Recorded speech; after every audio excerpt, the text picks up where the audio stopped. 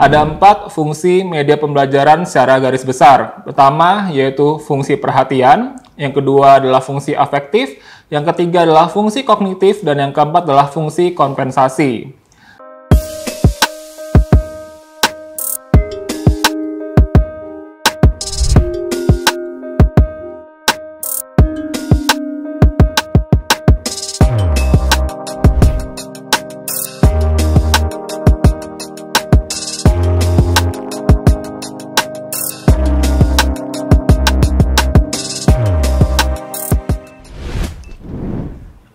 Assalamualaikum warahmatullahi wabarakatuh. Jumpa kembali bersama saya Adi Dwi Putra di channel Kuliah Teknokrat. Di video kali ini kita akan mempelajari tentang mata kuliah aplikasi komputer. Di video-video sebelumnya kita sudah mempelajari tentang aplikasi perkantoran seperti Microsoft Word dan juga Microsoft Excel. Dan Microsoft PowerPoint adalah aplikasi selanjutnya akan kita pelajari di mata kuliah aplikasi komputer ini.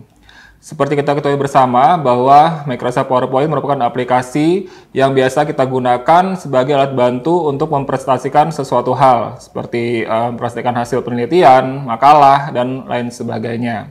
Nah, untuk itu kita akan mempelajari bagaimana memanfaatkan PowerPoint sebagai salah satu media pembelajaran. Baik.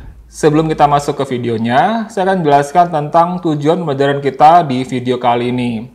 Tujuan yang pertama yaitu untuk mengetahui pengertian dan fungsi daripada media pembelajaran.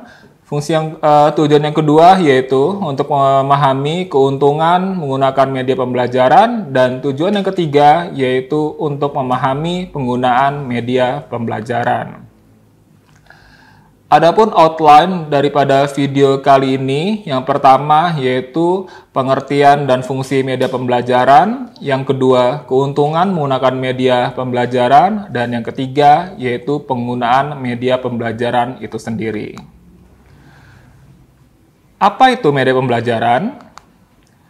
Media pembelajaran adalah segala sesuatu yang dapat digunakan untuk menyampaikan isi materi ajar dari sumber pembelajaran ke peserta didik yang dapat merangsang pikiran, perasaan, perhatian, dan minat pembelajar sehingga proses pembelajaran menjadi lebih efektif.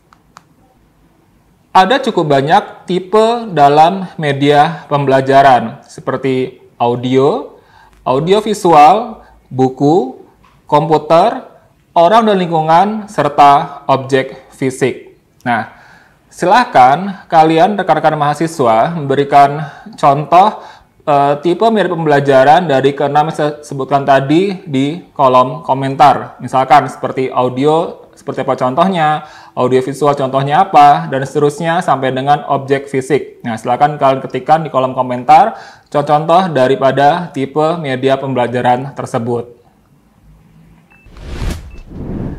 Oke, selanjutnya saya akan menjelaskan tentang fungsi media pembelajaran. Di sini ada 4 fungsi media pembelajaran secara garis besar. Pertama yaitu fungsi perhatian, yang kedua adalah fungsi afektif, yang ketiga adalah fungsi kognitif, dan yang keempat adalah fungsi kompensasi.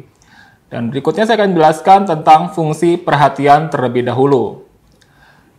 Fungsi perhatian ini dimaksudkan adalah bagaimana caranya kita agar bisa menarik dan mengarahkan perhatian siswa kita untuk berkonsentrasi pada isi pembelajaran. Nah, di sini adalah tugas yang sulit bagi seorang pengajar atau bagi seorang presenter ketika akan menyampaikan atau mempresentasikan hasil materi yang kita sampaikan. Jadi bagaimana kita bisa mencuri perhatian dari audiens kita agar mereka fokus ke kita dan juga fokus ke materi yang akan kita sampaikan.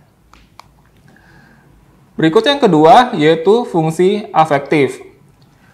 Media pembelajaran visual mampu menggugah emosi dan sikap siswa untuk dapat menganalisis dan memahami dengan fenomena yang ditampilkan. Berikutnya yang ketiga yaitu fungsi kognitif. Lambang visual atau gambar memperlancar pencapaian tujuan untuk memahami dan mengingat informasi atau pesan yang terkandung dalam gambar. Di sini dimaksudkan sebisa mungkin ketika nanti kita membuat sebuah slide presentasi atau kita membuat sebuah media pembelajaran, kita hindari penggunaan teks yang terlalu banyak. Sebisa mungkin kita gunakan simbol-simbol atau gambar atau icon yang mewakili, sehingganya dari gambar atau simbol itu bisa menjadi satu hal yang menarik lagi dan bisa menjadikan pusat perhatian daripada audiens kita. Yang selanjutnya yaitu fungsi kompensasi. Fungsi ini mengakomodasikan siswa yang lemah dan lambat menerima dan memahami isi pelajaran yang disajikan dengan teks atau disajikan secara verbal. Hal ini seperti sudah saya sebutkan sebelumnya, ya. Jangan terlalu banyak menampilkan teks di dalam sebuah media pembelajaran atau slide presentasi, tapi lebih baik kalau kita gunakan simbol-simbol tertentu yang nanti bisa kita jelaskan secara verbal.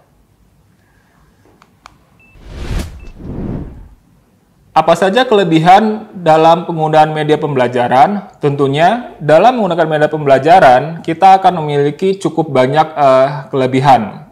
Pertama yaitu, media pembelajaran mampu memberikan rangsangan yang bervariasi ke otak. Yang kedua, kelebihannya adalah mengatasi keterbatasan. Kelebihan yang ketiga yaitu menghasilkan keseragaman pengamatan. Berikutnya yang keempat yaitu menghasilkan keinginan dan minat baru. Yang kelima adalah memberikan pengalaman, dan yang terakhir adalah meningkatkan kemampuan ekspresi diri. Oke. Jika kita berbicara media pembelajaran dengan menggunakan PowerPoint, tentunya kita akan mengenal yang namanya slide. Ya. Slide digunakan sebagai alat peraga, di mana slide ini difungsikan untuk memisahkan tiap-tiap materi atau pokok bahasan pada presentasi. Oke. Sebagai seorang presenter, pastinya kita harus bisa membuat audiens kita untuk fokus dan memperhatikan dari materi yang kita sampaikan. Dan ini kita membutuhkan effort pastinya, ya. Nah, kalau kita perhatikan di gambar yang ada di video ini ada sebuah tampilan slide yang isinya terlalu banyak teks, ya, dan ini biasanya cenderung membosankan sehingga nantinya pada akhirnya audiens itu tidak fokus, bahkan mereka sampai tertidur ketika kita sedang berpresentasi. Tentunya kita tidak menginginkan hal seperti ini karena kita sudah mempersiapkan sebaik mungkin, tapi kita tidak memperhatikan bagaimana cara membuat media pembelajaran atau membuat slide sebagai alat peraga yang baik dan menarik.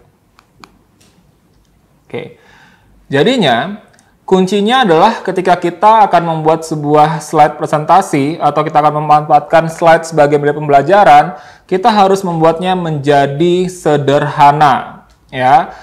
Make everything as simple as possible but not simpler. Maksudnya adalah kita buat slide kita atau media pembelajaran kita menjadi sederhana, tetapi tidak terlalu sederhana. Nah, kalau kita perhatikan di gambar pada video ini ada dua jenis tampilan slide, ya. Yang pertama, dia adalah slide yang full dengan teks versus slide yang isinya adalah berupa gambar, dan berikutnya hanya diberikan poin-poin tertentu, sehingganya nanti tugas kita sebagai seorang presenter adalah menjelaskan secara lisan maksud daripada gambar tersebut. Dengan demikian tujuannya adalah dengan adanya gambar di slide kita, audiens menjadi lebih fokus, ya, dan mereka akan terstimulus tentang gambar apa yang disajikan. Mereka bisa berpikir dan memberikan pendapat, sehingga nantinya kita bisa menjelaskan kembali atau memberikan penjelasan terhadap gambar yang kita sajikan tersebut. Dan pastinya akan lebih membuat audiens kita menjadi lebih paham lagi terhadap materi yang akan kita sampaikan nantinya.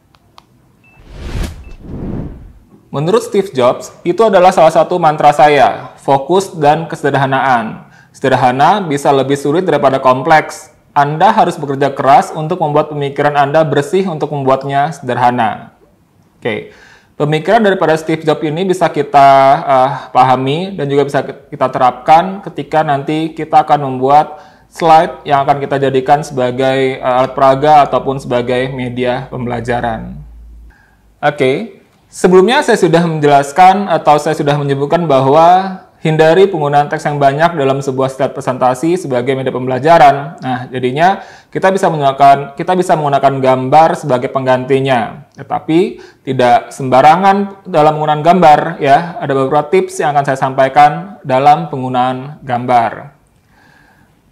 Pertama, ya, di dalam membuat sebuah slide presentasi sebaiknya itu kita hindari penggunaan template ya. Memang di dalam aplikasi PowerPoint defaultnya menyediakan beberapa template yang menarik ya, dengan tampilan-tampilan yang sudah cukup menarik dengan warna, dengan font dan lain sebagainya yang sudah cukup baik ya. Tetapi agar kita lebih terlihat profesional ya, kita harus menghindari penggunaan template dalam pembuatan slide presentasi. Berikutnya juga, kita harus menghindari penggunaan clip art yang berlebihan ya. Penggunaan clip art memang bagus, memang baik, tapi kita gunakan secukupnya saja ya, agar tidak memberikan fokus yang berlebihan ya. Apa kita harus fokus pada gambarnya ataukah kita harus fokus pada tulisannya, apalagi jika clip art yang kita gunakan clip art yang beranimasi. Nah, itu akan memberikan pemecahan fokus daripada audiens kita. Mereka cenderung melihat gambarnya dibandingkan melihat tulisan yang kita sampaikan. Kemudian juga hindari penggunaan gambar-gambar yang berwatermark ya. Kita harus menghindari gambar-gambar yang ada tanda airnya ya. Biasanya kalau kita mencari gambar melalui Google dan kita mengetikkan keyword tertentu, biasanya akan cukup banyak referensi gambar yang tampil. Nah, biasanya ada beberapa gambar yang itu tidak disediakan secara bebas ya, dalam artian ada watermark di gambar tersebut. Nah, hindari penggunaan gambar tersebut. Dan juga hindari gambar dengan resolusi rendah ya, karena gambarnya biasanya tidak fokus atau blur, sehingga kita tidak bisa memperhatikan itu sesungguhnya gambar apa. Jadi kalau misalnya kita mencari gambar di Google ya, ketika kita akan melakukan proses pencarian ya, rekan-rekan mahasiswa bisa tambahkan keterangan HD di belakang keyword kita ya, misalkan kantor spasi HD ya. Nanti biasanya di pencarian tersebut dia akan di bagian paling atas pencarian itu gambar-gambar dengan ukuran resolusi yang high definition ya. Oke. Jika tadi saya sudah menjelaskan tips dalam penggunaan gambar, berikutnya saya akan menjelaskan tentang tips penggunaan font ya. Karena biasanya gambar saya tidak cukup untuk mewakili ya. Kita harus menambahkan sedikit teks ya untuk memperjelas lagi maksud dari gambar-gambar tadi. Hanya saja dalam penggunaan font kita harus memperhatikan beberapa hal. Seperti di layar ini kita lihat ada beberapa jenis font ya. Ada banyak variasinya, tetapi tidak semua jenis font ini bisa kita tambahkan atau bisa kita gunakan di dalam set presentasi. Ya, biasanya kita gunakan font-font yang tegas, yang bisa terlihat dalam sekali baca, bisa terlihat dan bisa langsung dipahami apa maksudnya. Untuk ukuran juga kita perhatikan. Ya, biasanya untuk ukuran font pada judul itu minimal adalah 30 poin. Sementara untuk ukuran font pada naskah itu biasanya adalah minimal 20 poin. Perhatikan juga pemilihan warnanya. Warna antar background, warna antar shapes, dan warna antar teks. Ya. Kalau kita lihat di layar ini, ya di video ini adalah contoh perpaduan warna yang kurang menarik. Ya. Kalau kita perhatikan di bagian atas adalah jika menggunakan background terang, ya itu kita hindari penggunaan teks atau font yang berwarna terang. Jadi warna kuning pada background ini ketemu dengan teks atau font warna putih itu sama sekali tidak akan terlihat tulisannya. Ya. Berikutnya yang bawahnya juga demikian. Ya, jadi kita harus memperhatikan kontrasnya antara background dan antar foreground-nya. Jadi kalau kita sudah memilih background yang terang, gunakan foreground yang gelap dan sebaliknya. Biasanya juga, selain menggunakan warna sebagai background, kita juga cenderung menambahkan gambar sebagai background. Itu hal yang wajar-wajar saja, asalkan tidak menggunakan gambar yang kompleks seperti yang saya contohkan di video ini. Ya. Gambar ini tidak layak untuk dijadikan background presentasi, karena gambarnya sangat kompleks. Nanti audiens kita pecah fokusnya. Mereka akan terlalu fokus memperhatikan gambar background ketimbang tulisan yang kita sajikan. Oke, jadi kesimpulan pada video kali ini adalah media pembelajaran dapat meningkatkan proses pembelajaran sehingga tujuan pembelajaran dapat tercapai. Demikian video kali ini, sampai jumpa di video selanjutnya. Wassalamualaikum warahmatullahi wabarakatuh. Terima kasih sudah menyaksikan video pembelajaran ini. Jangan lupa like, komen, dan subscribe, serta nyalakan tanda loncengnya agar kalian tidak ketinggalan informasi update lainnya.